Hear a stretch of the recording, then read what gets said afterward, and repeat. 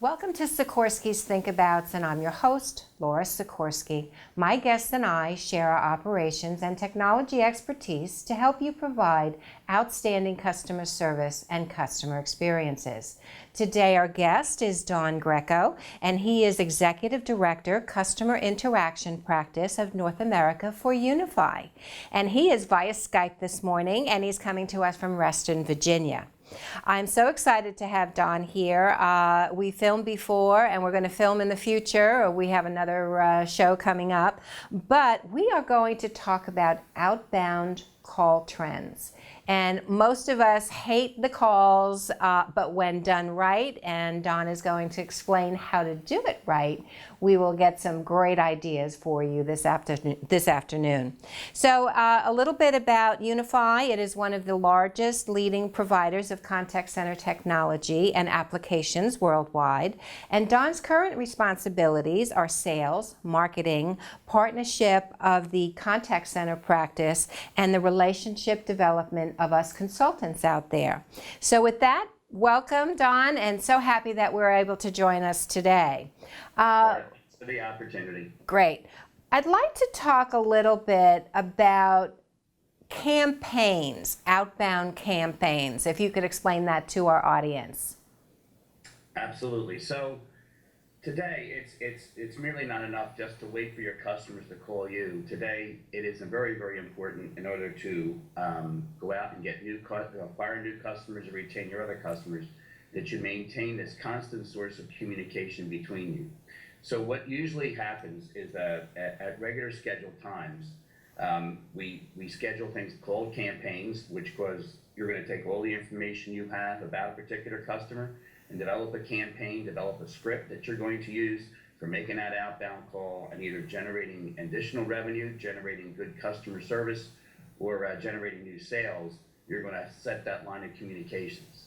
Now today, some people would rather prefer not getting a voice call. So today's campaigns are usually either voice, or they're what they call agentless, where we leave a message on a recording machine, or we use chat, or we use things like text, or we use email. So it really has changed quite a bit. I mean, many of us are remembering the campaigns, quote, supposed nice campaigns during our dinner time. And I think the world out there kind of figured out, well, that's not the best thing to do.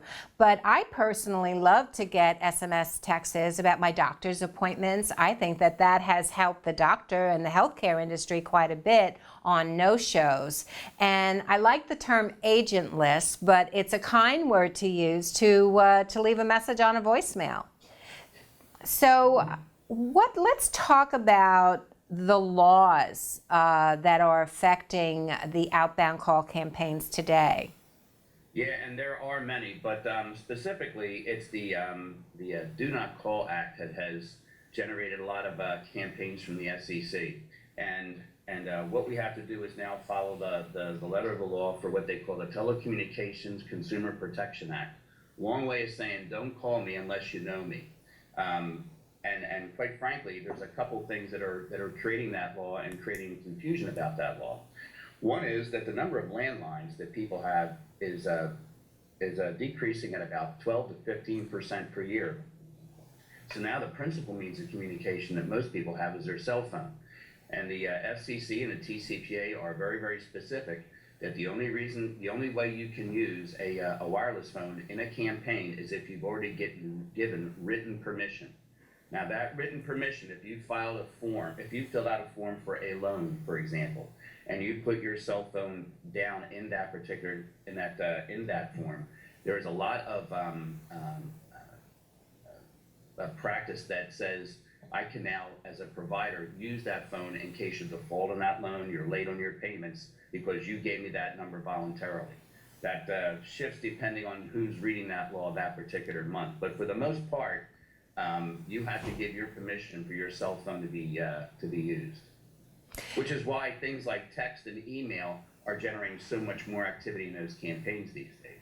You know, and the cell phone is such a great new gizmo to have, but it also has created issues for contacting people. And again, I think it's a I'm sorry, it's a good thing to contact via cell phone, but I kind of prefer doing it via the landline because the cell phone is, I see people today, they are so intrigued and looking down at that cell phone, it makes you crazy. I was walking out of the supermarket yesterday and a guy is walking right towards me. He's texting and pays absolutely no attention. And I said, hello, you're going to hit me. And he goes, oh, I'm so sorry. Continued looking and moved, just turned away a little bit. And I was like, oh, yeah. But, I understand, that it's important to use the cell phone, particularly to get text messages. Healthcare, as I said, uses it quite a bit. So I think it's a good thing, but I do think that the federal government is getting a little bit too crazy about it because, it's, people, it's a method of communication now, and landlines are going down, like you said earlier. So we've got to find another method of communication. What about the idea of fundraising? Is that the one that's still okay? Yeah, that's pretty much good. And I'll tell you, there's two instances where they are very, very timely and they're doing a great job. One is in the area of college endowments, where colleges want to raise their endowments so they can buy new equipment, open new classes, have new buildings, specifically for new studies and new programs they want to bring in. So a lot of times the Outbound tools have a scripting device so they can script the call very, very judiciously with a student to be able to ask the right questions, and depending on the responses, follow the script in different directions. So in that way, students are calling particular alum or parents of students and raising the endowment to do those sorts of things. So in that way, it's a great idea. Healthcare institutions have also used it to a very good degree, where they have a campaign to offer a new device, a new X-ray machine, MRI, and a truck and whatever, and they're using people that are benefactors of the hospital or past patients that have had a great relationship with the hospital in order to raise those funds so they can get those particular devices without, and raise the capital to do so. So in a lot of areas, the outbound calling is a great tool in those kinds of environments. So those, those are really proactive proactive campaigns.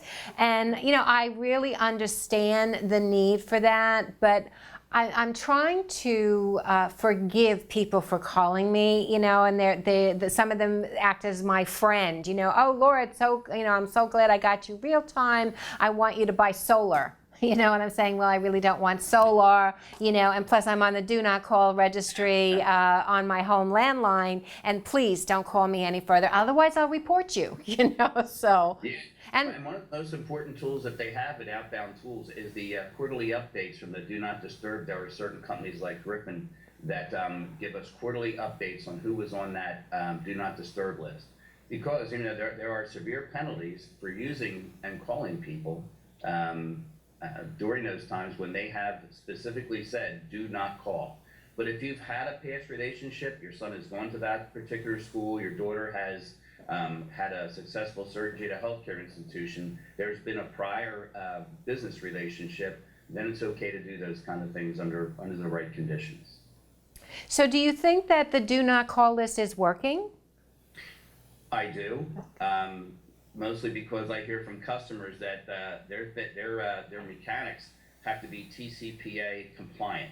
I gotcha. TCPA compliant. If I'm TCPA compliant, I'm in compliance with the law, and that law is in compliance with the Do Not Disturb. So as long as those technologies are working hand in hand, you are safe to call those individuals, especially if you've had that business relationship.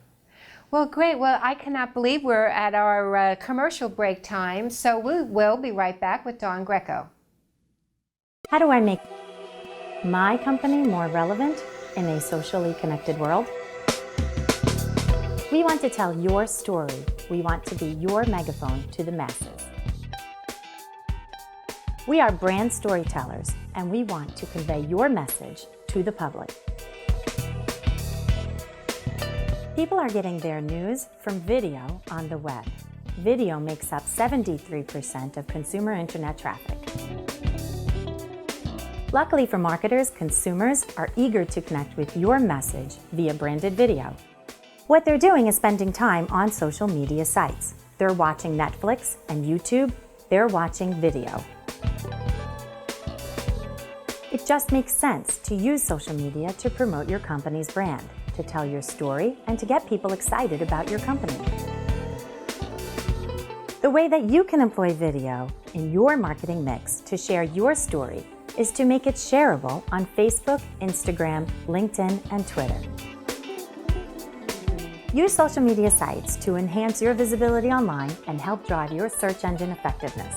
But more importantly, to tell your story and keep your company in front of your ever-expanding customer base.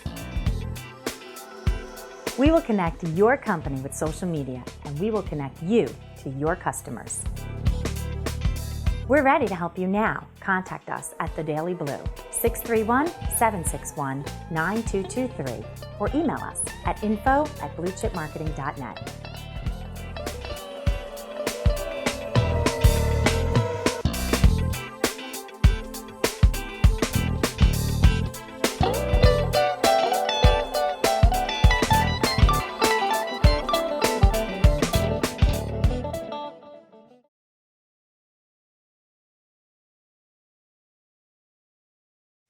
Welcome back to Sikorski's Thinkabouts, and joining me today is Don Greco out of Reston, Virginia, who is the Executive Director, Customer Interaction Practice North America for Unify.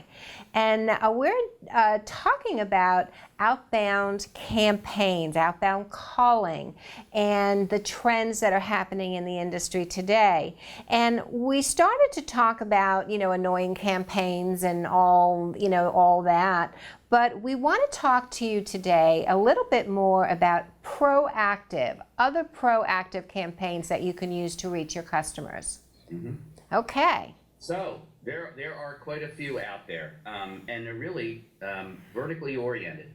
So in other words, if you are an electrical provider, electricity, and so some of the areas there are, we can see where power outages are taking place and be very proactive in calling the customer constituency and saying, there's a power outage in your area, we're aware of that, we anticipate the uptime is about an hour and a half from now, but wanted to let you know that we are aware of it. Another one is, if you're changing something in your industry, if you're changing your bill to your customers, and it's going to look different, a great way to avoid inbound calls in situations like that is to be proactive in outbound calls. And since we have the ability to leave a message, we have the ability to make a phone call and email, we can be very, very proactive in going out and talking to customers and saying, this is the electric company, we've had a change in our bill, from this point forward you will see these charges, any questions then call in, so that you've eliminated a lot of calls. That saves a lot of time and a lot of money from inbound calling doing those. But probably the most significant thing you're going to do with being proactive is to let people know of certain service changes. I know that I get a text message when they change the gate of my airline. I know I get a text message when my car was supposed to be done, it's not done, so there's you had to rent a car for an extra day, don't worry about it, you can bring it back in tomorrow, we'll let you know. So being proactive in those types of instances raises my satisfaction level, because they're telling me ahead of time, so I'm not going to show up at the wrong gate, I'm not going to go to the place waiting for my car. They're going to be very, very, very active in that way. It's also going to raise the level of service that you're offering. It's almost like everybody wants to be Nordstrom's these days with the level of service they offer. Right. And by being a little bit predictive, by being a little bit more proactive, you're doing those sorts of things. And you're doing it in ways in which people communicate. You're doing it a text message, because there's people that's the only way they talk. My kid wouldn't know that his cell phone has a voice line unless I call. And I'll tell you, I call him on a voice, I know he's there, and when I don't get a reply, I text him, he's like, here you go. See, that's true. That's true. So those outbound campaigns that way are meeting your customer's expectation, because quite frankly, it meets the way they talk. And it has been proved in any one of a number of different books like Loyalty Effect or any of the Frost and Sullivan studies, that if you keep a customer satisfied by being proactive, they have a retention rate of about 89%. Wow. So they're the kind of things that you really do want. And excuse me. And I feel very comfortable in saying this because our power was out recently, and it was amazing. The call came into the cell phone, the landline was down, unfortunately, and they were telling me, okay, we know there's a power outage, and we will call you back, and we anticipate that it's going to be back within X amount of hours, and we will call you back to verify. And they did. Power came back exactly the time that they said. I was a happy camper, and I repeated that story many, many times. Yeah. So folks out there, it's really the new trend. It's, we all had that first call resolution. It is now zero call resolution. Go out to your customers with an outbound campaign that's going to help them and satisfy them so that you don't have to have the staff in the office to answer and see an irate caller because something has happened to their problem, to their either their package or delivery. And now they're happy, they're telling everybody, and it's a great thing. So we always think about campaigns at dinner time. And we talked a little bit about that in the beginning. Is that really what we're talking about here, or has the industry changed? Yeah, so it is the technology we're talking about, but because of all the TCPA laws, et cetera, the entire complexion of how it's done, when it's done, and to whom it's done on what technology has totally changed. You can be very, very proactive with customers. In your, for instance, with the power company, that's not going to be showing up at dinner time usually. That's going to be during the day, during the night, whenever there's an issue, to be very, very proactive. You're going to have people being proactively notified at universities if there's been an incident on campus. I know that one of the systems we put in is on campus is for it to be an automatic dialer to all the phone numbers to let you know, hunker down, stay where you are, let your parents know what's going on. These are things that people want. Right. They want that kind of proactive situation. If you are proactive in your communications with customers you already have, you are going to strengthen your brand, you're going to improve your customer service, you're going to reduce your expense because, quite frankly, you won't be getting as many inbound calls if you're using technology like texting to go let people know what's going on. And if your agents aren't handling the everyday mundane calls or being very reactive in such types of situations, quite frankly, they're seeing a little bit more capability and a little bit more happiness in their job because they're not involved with those mundane things every day. So it helps them get along better as well. I mean, if you're a power contact center agent and somebody calls, usually it's either the bill isn't right, or the power's out. You take half of them. All right, so we're going to tell our customers when the power's out and when it's going to get back on. So it eliminates a lot of those rough spots for agents, if you will. And if we're proactive with the bill and let them know it's going to be bad, all the better for an agent. Right. Sorry to say, but we increased our rates. But you're going to get better service for it, right? That's right. I can't believe we're almost at the kind of the end time of our show, and we always work with our audience to give them a little think-abouts or takeaways from this particular program. What are your thoughts for our audience? What should they start thinking about? If you do appointments, it's a great thing to send appointment reminders. People don't mind getting appointment reminders for health, insurance claims, and whatever. If you have a new account opening and you want to be proactive with the customer after you've opened up a new account, give them a call. Say, how did the process go? How are we doing as far as the delivery service? If you ship things to people, why not give a text and say, did you receive it? Are you happy with the way with the way that it went?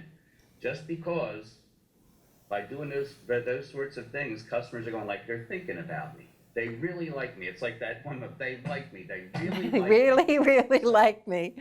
Isn't that exactly what you want them to say at the end of the day? Absolutely. I can't agree with you more. I mean, we've all become so running, and we don't have time to sit back and then we get satisfied because I don't have to run to the phone to call this particular company because I didn't get my delivery. or wow, they delivered it extra early. They called me and said, I hope you don't mind, but we delivered it early. So I think, outbound campaigns, gone are the fears of outbound calling.